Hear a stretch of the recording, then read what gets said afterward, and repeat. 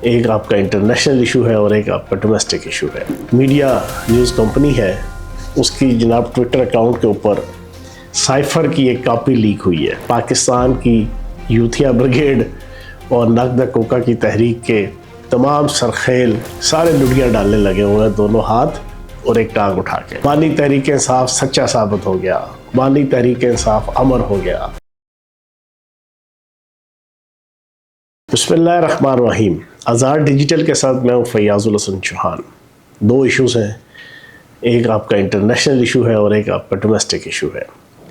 International issue جناب drop site نامی ایک میڈیا نیوز کمپنی ہے، اس کی جناب ٹویٹر اکاؤنٹ کے اوپر سائفر کی ایک کاپی لیک ہوئی ہے اور اس کے اوپر حسب سابق پاکستان کی یوتھیا بریگیڈ اور نقد کوکا کی تحریک کے تمام سرخیل گریڈ 22 سے لے کے گریڈ 1 تک کے جتنے افسر ہیں سارے لڑیاں ڈالنے لگے ہوئے ہیں، دونوں ہاتھ اور ایک ٹانگ اٹھا کے، اور کہہ رہے ہیں جناب دیکھو بانی تحریک انصاف سچا ثابت ہو گیا، بانی تحریک انصاف امر ہو گیا، بانی تحریک انصاف ہیرو ہو گیا، بانی تحریک انصاف آسمان کی بلندیوں تک پہنچ گیا، بانی تحریک انصاف کی سوچ اور فکر ثابت ہو گئی کہ بڑی انٹرنیشنل اور بڑی پولیٹک اور بڑی سیاسی اور بڑی دانش کے اوپر مبنی ہے، فلاں اور فلاں اور فلاں۔ حالانکہ میری ذاتی اسیسمنٹ کے مطابق یہ فیک ڈاکومنٹ ہے، اور یہ فیک ڈاکومنٹ جناب سائفر کے نام پہ لیک ہوا ہے۔ میری ذاتی رائے یہ ہے، لیکن اگر سپوز مان لیا جائے کہ یہ ٹھیک ہے، تو آپ کو پتہ ہے وہ جو کاپیاں آئی تھیں 6 کاپیاں تھیں، ایک کاپی جو پرائم منسٹر کی تھی نا، وہ پرائم منسٹر کم از کم جو ہے نا کچھ 6-7 دفعہ اپنے انٹرویو کے اندر سابق پرائم منسٹر حالیہ بانی تحریک انصاف وہ 6-7 دفعہ انٹرنیشنل نیشنل میڈیا میں بیٹھ کے اعتراف کر چکے ہیں کہ میرے سے وہ مس ہو گئی، گم گئی، سونے پہ سہاگا۔ ٹھیک ہے نا جی؟ ایک آپ نے سائفر کو لہرا کر پبلکلی عوام کے اندر اس کو لیک کر کے آپ نے سیکرٹ سروس ایکٹ کی خلاف ورزی کی، جس کی سزائے موت ہے۔ اس کے بعد اگلی جو آپ نے جرم کیا وہ کاپی ہی گم کر دی۔ تو اگر یہ سچ مان لیا جائے تو پھر اس کا مطلب ہے یہی وہ کاپی ہے کہ جس کو لیک کیا ہے اس میڈیا نیوز کمپنی نے۔ تو یہ بھی ایک بہت بڑا بلنڈر اور پھانسی کا پھندے کا موجب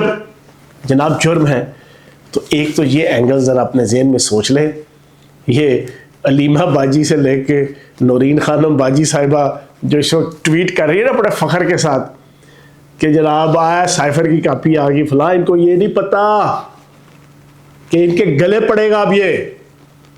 اگر یہ سچ ہے۔ حالانکہ میری رائے کے اندر یہ ایک جھوٹا جناب پورے کا پورا ایک ڈراماٹائز کیا ہوا جناب ایک ایونٹ ہے۔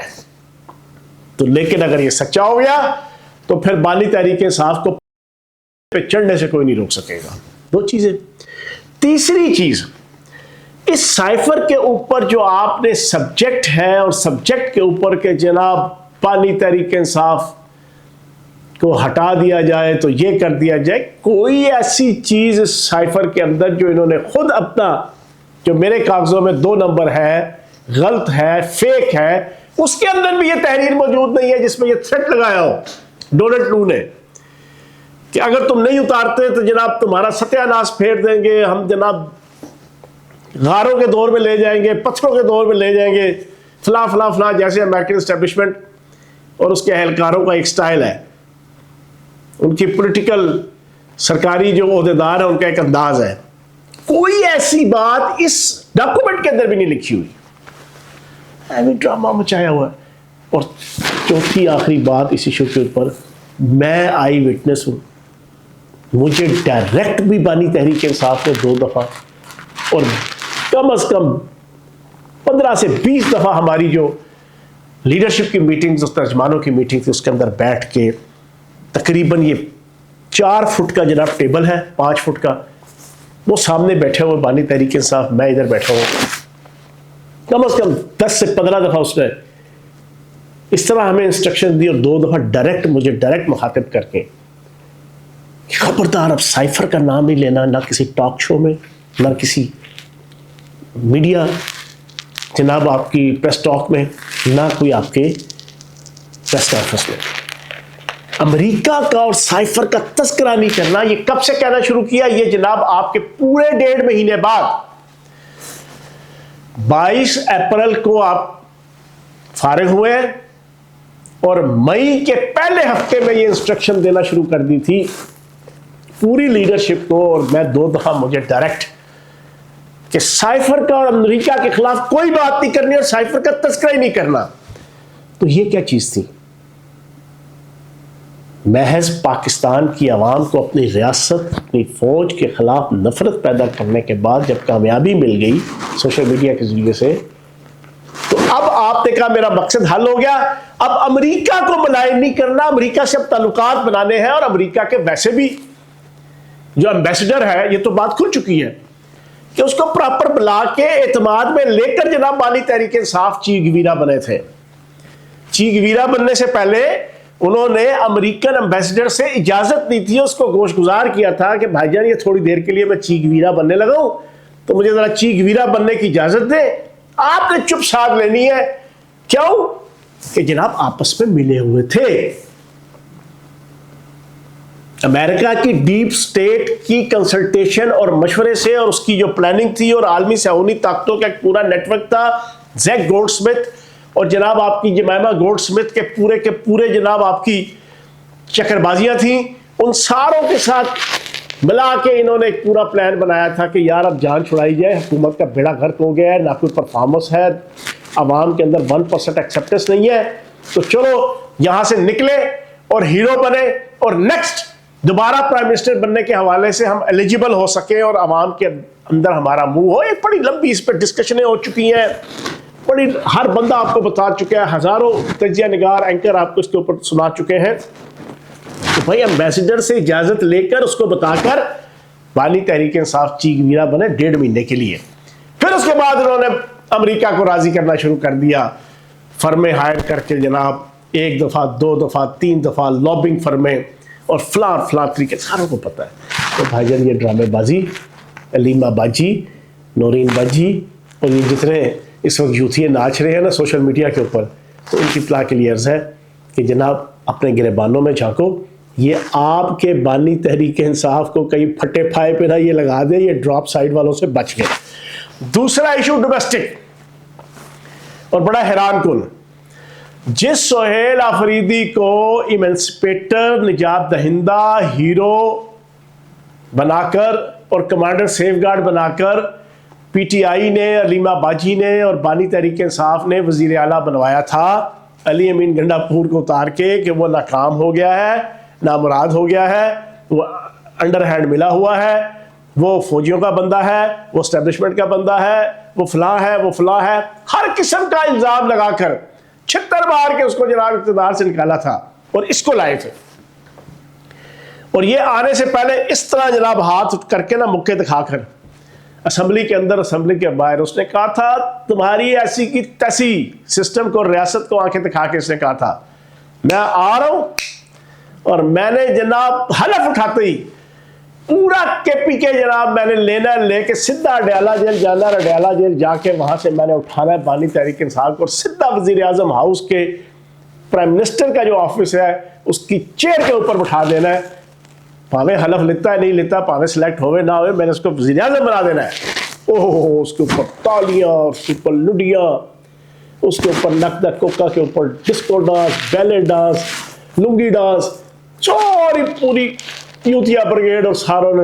سر دھنے تھے۔ کیا سہیل آفریدی کا جذبہ ہے، کیا جوش ہے، کیا عزم ہے، کیا ولولہ ہے، کیا ارادے ہیں۔ لیکن ہوا کیا، آج سے 3 دن پہلے کے پی کے اندر سہیل آفریدی نے کے پی کے کی سوشل میڈیا ٹیم کے ساتھ میٹنگ کی۔ اس میٹنگ کے اندر اس نے ساروں سے موبائل لے کر رکھوائے باہر، اپنا جتنا سرکاری عملہ تھا، افسران سے لے کے ملازمین کلاس 4 کے، ساروں کو نکلوایا باہر. پوری سوشل میڈیا ٹیم کو مخاطب کر کے کہا کان کھول کے سن لو، تحریک محریک ہم نے کے پی کے حکومت نے کوئی نہیں چلانی. بانی تحریک انصاف کی رہائی کی ہم چلا چلا کے تھک گئے ہیں، چلا چلا کے ہمارے اوپر پرچے، بظاہر ہمارے اوپر ظلم، جبر، استحصال، خون ریزی، 10 پرچے، 20 پرچے، ہم گئے ہیں تھک. اب آپ اپنے ذہن سے نکال دیں کہ کے پی کے کی تحریک انصاف یا حکومت بانی تحریک انصاف کی رہائی کی کیمپین چلائے گی. اگر کسی نے چلانی ہے تو تحریک انصاف پنجاب چلائے. اس نے جو تحریک انصاف پنجاب کی وہاں پر تھنے سے کے دلائل کے ساتھ، آرگومنٹ کے ساتھ، اور کسی حد تک وہ ٹھیک بھی تھا، یہ میری آپس کی رائے ہے، میری ذاتی رائے ہے. اس نے کہا تحریک انصاف پنجاب میاں اسلم جناب کھڈل میں گھسا ہوا ہے، فلاں جناب یہ ہے، فلاں یہ ہے، ایک بندہ نہیں نکلتا پنجاب سے، تو ہم پاگل ہیں کیا؟ ہم بانی تحریک انصاف کی رہائی کے لیے یہاں پہ جناب ہر 4 مہینے بعد علیمہ باجی کے اور اوورسیز پاکستانیوں کے اور ان سارے یوتھی جاہلوں کہ جنہوں نے سوشل میڈیا پہ بیٹھ کے بیوی بچوں کے ساتھ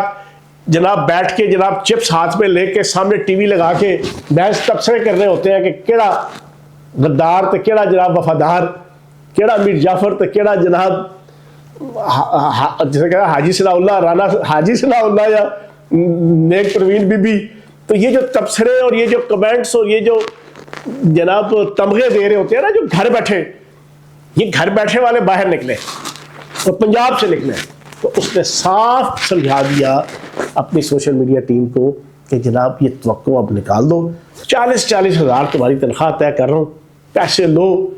ٹھیک ہے جی. اور اس نے کہا جی مینا خان آفریدی کی میں نے ڈیوٹی لگا دی ہے، وہ آپ کے ساتھ بیٹھ کے پورا پلان بنائے گا. جتنے انفلوئنسر تھے، جتنے سوشل میڈیا کے ایکٹیو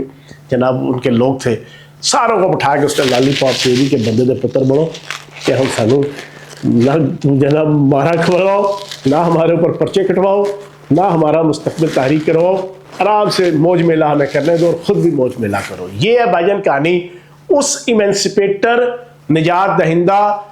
کمانڈر سیف گارڈ کی، اس ٹارزن کی، اس رستم کی، اس سہراب کی، اس $6 ملین مین کی، جس کو بانی تحریک انصاف علی امین گنڈا پور کو اتار کے لایا تھا کہ یہ مجھے رہا کرائے گا. اس نے صاف ہاتھ دونوں کھڑے کر کے کہا ہے تمت بالخیر وما علینا الا البلاغ. ساتھ ہی اس نے سوشل میڈیا والوں کو کہا کہ اپنی کھنگ خارش ٹھیک کرو، کہ ہر وقت کی چور چور چور چور چور چور، ہر وقت کی کڑ کڑ کڑ کڑ کرنا بند کرو. 40,000 تو 50,000 تو لاکھ روپے کی تنخواہ لو، موج کرو اور ہمیں بھی موج کرنا ہے. یہ ہے جناب ڈومیسٹک سٹوری. اللہ پاک پاکستان کے ہر شر سے اور ہر فتنے سے محفوظ رکھے. Thank you very much.